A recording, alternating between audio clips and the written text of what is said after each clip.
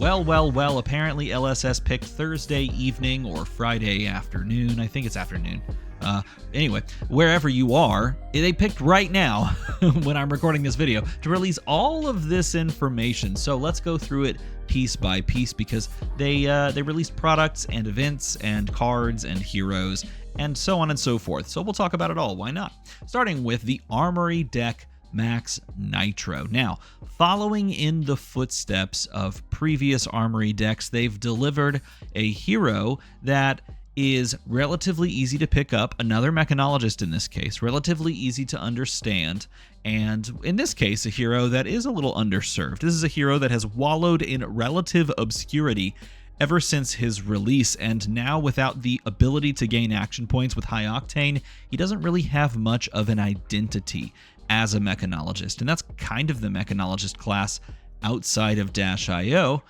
So this is going to give him some amount of identity now, and I think it's going to be one of those heroes that you would enjoy picking up and playing. He's a hero that looks very cool, that's kind of jumps off of the shelf, and if this box has the goods, then might be able to kind of catapult him forward in the meta a little bit. Will he be meta relevant? I don't know. That's hopefully what this would provide, because it would not be a good product if you pick it up and immediately lose all your games. Period. End of story. Like, if this is a hero that is not good even after this product, this is not a good look. But I don't think that's going to be the case, because they did show us a couple of cards for this product. By the way, the same pricing still applies, and this will be released after the Aurora deck. This is going to come out on April 17th, 2025. Let's take a look at a couple of the cards that they're going to be giving us alongside of this to give him some identity. Can you believe it? Fabrary is so good that they already have the two cards up on the site. So Bankbreaker, a new wrench weapon. It's a mechanologist weapon, wrench, two-handed. It attacks for 3. It's a majestic, and it says twice per turn action. Pay 1 to attack. Activate this only if you've cranked this turn. So of course you've got to get an item and crank it, and then you can swing this for a total of 6, at face value, once per turn, or twice per turn, I should say. So a total of 6, after swinging it twice. Now, it says when this attacks, you can banish a card from under it. So there has to be cards under it to do this effect. But if you do, then the attack gets overpower and it gets go again. So this could be a turn ender, kind of like what Max's current wrench does. It sort of ends the turn. It's a 1 for 3. It begs for a block. This can do the same thing. You can just send it for 3. But if you manage to put stuff under this, which we don't have ways to do yet, but we'll talk about perhaps some ways to exploit this after the fact. But if you manage to do that, then you can pay 2 resources for 6 damage and overpower attached, which is pretty cool, because you take a card, you spend 2 resources total, you swing this weapon twice. The first time it gets overpower and go again. It also means that you could buff this. And how would you do that? Well, with a card called Clamp Press. This is a blue pitch mechanologist action item that costs 2 to get out there. You can crank this, so technically you could, on any given turn, play this, crank it, send Bankbreaker off of the back of a blue. And in doing so, well, what do you get? Well, first of all, it comes in with 2 steam counters, and then it starts its turn, destroy it unless you remove a steam counter. So you do get this for either like 1 or 2 turns. And then wrenches you control get +2 attack. That's pretty cool, because what is the stats on this? If you play this, crank it, floating 1 resource, pitching a blue, your Bankbreaker swings for 5 off of a single resource. That's pretty good. That's not bad at all if you manage to put that little combo together. You can play multiple of these. It's a majestic, not a legendary. You can play multiple of these and get the buff multiple times, which is quite good. And then, of course, if you've built up cards under your Bankbreaker, you can send it over and over again.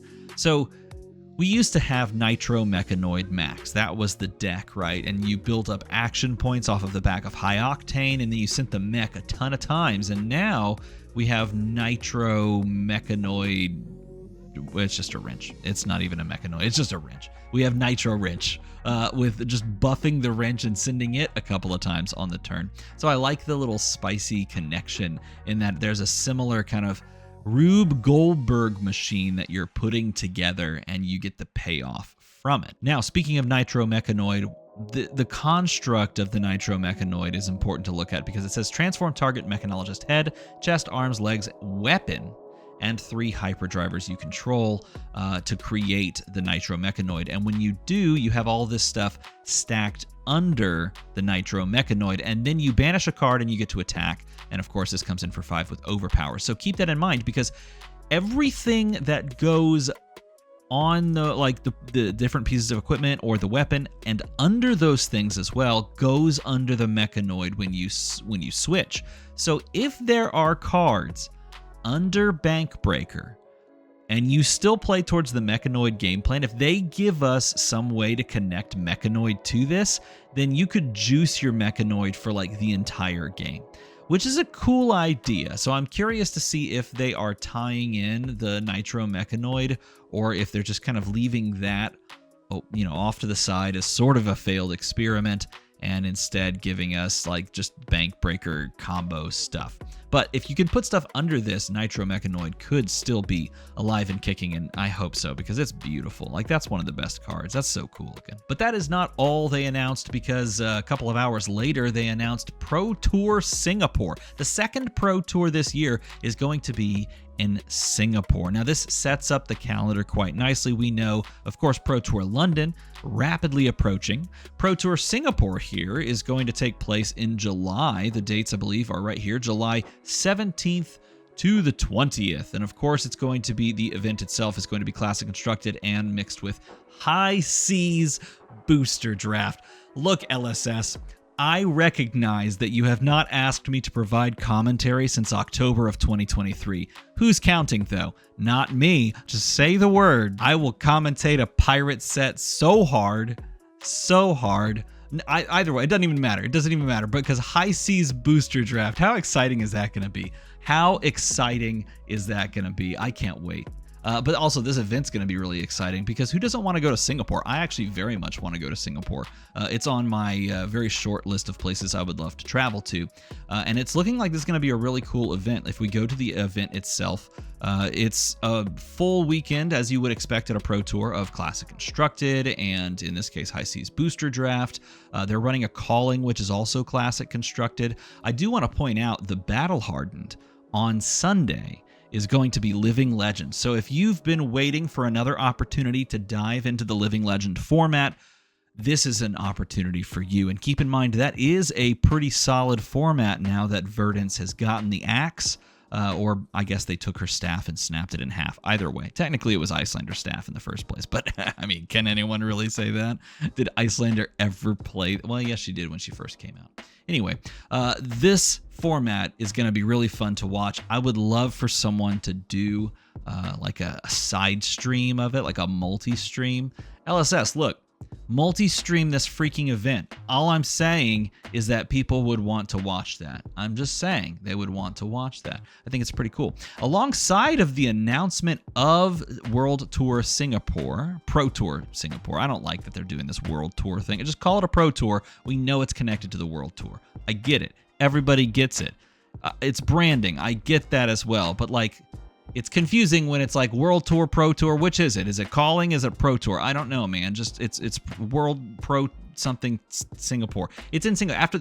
Anyway, at the end of the announcement, they showed off some of the prizes that you're going to have access to if you participate in the Pro Quest that can get you into the Pro Tour. And they showed off your girl Valda Seismic Impact. This is the I think it's the top 4.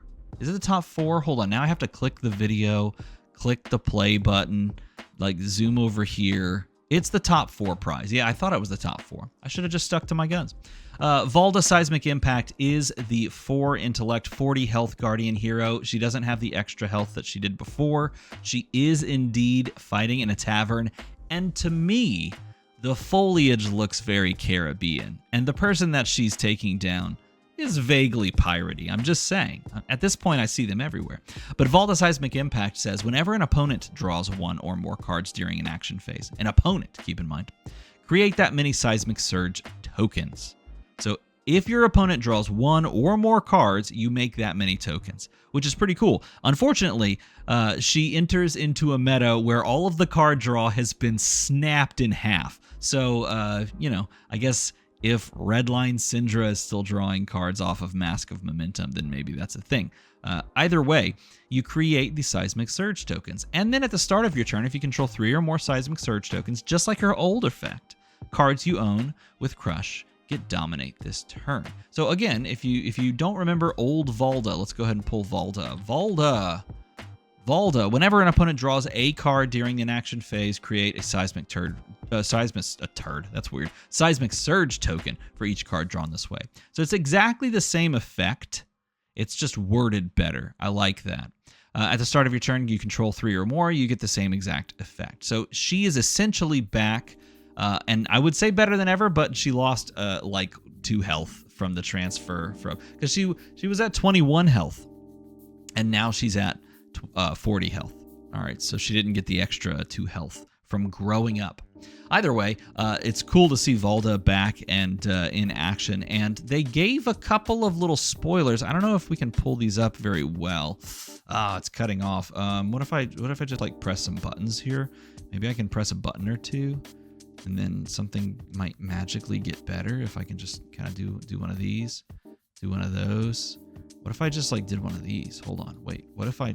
Oh my God, everything's falling apart. There you go. I did a big old zoom in on some of the cards so that we could maybe make out what they say. Draw crowds a 2-cost Guardian Aura that says go again, and when this enters the arena, each hero draws a card. That would trigger Valda because your opponent draws a card. Also keep in mind that the Earthlore Bounty, I think is what it was called, was a huge like staple when Valda was being played. Sift Valda, and just like creating extra the Seismic Surge tokens. So you could technically play that, and then you would get a Seismic Surge for, I believe you'd get a Seismic Surge for you and for your opponent, triggering. And then I think it says, you know, when this is destroy, like at the start of your phase, destroy this. I don't know if anything happens because participation is covering that up, but Promising Terrain is a 0-cost aura that says if you would create 1 or more Seismic Surge tokens, instead you create that many +1, so it propagates itself.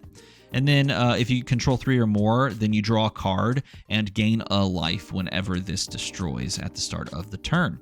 But the crazy one is Batter to a Pulp because it is an attack that attacks for 6, or sorry, costs 6, I should say. It looks like it attacks for 10. I'm just going to guess that it attacks for 10. Looks like it's double digit. And it blocks for 3. And it says if this would deal 4 or more damage, damage can't be prevented. And then it says Crush. When this deals 4 or more damage to a hero, destroy an equipment they control with no defense value. That is super good versus specific heroes that have, you know, very important pieces of equipment that can't block. That's pretty cool. And of course, you can trigger the effect on Valda to give that Dominate based on you having Seismic Surge tokens, and those, of course, would also discount the Batter to a Pulp itself. It looks, like I said, that it would attack for double digits, so it looks like a 10 to me, but I'm literally just doing one of those, so I don't know. I could be wrong. Either way, that's a very good attack, and of course it plays around damage prevention effects as well. So it makes you weigh your options as how you're going to be building your decks, and it's also good against one of your worst matchups. Maybe not your worst matchup. Maybe Wizard's still your worst matchup, but one of your worst matchups is Illusionist, and it's pretty good against Illusionist. So we got a lot of stuff that they debuted for us. I want to know your opinions. Leave a comment down below with what you were most impressed with, what you were most excited by, and if you are hyped for the new Guardian cards, which of course are going to be even more supplemented in the Guardian Mastery Pack that will happen later this year. If you enjoy videos like this, keep you apprised of the current situation in Flesh and Blood, make a number go slightly higher, because numbers going to other numbers is what we do here. As always, thanks for watching.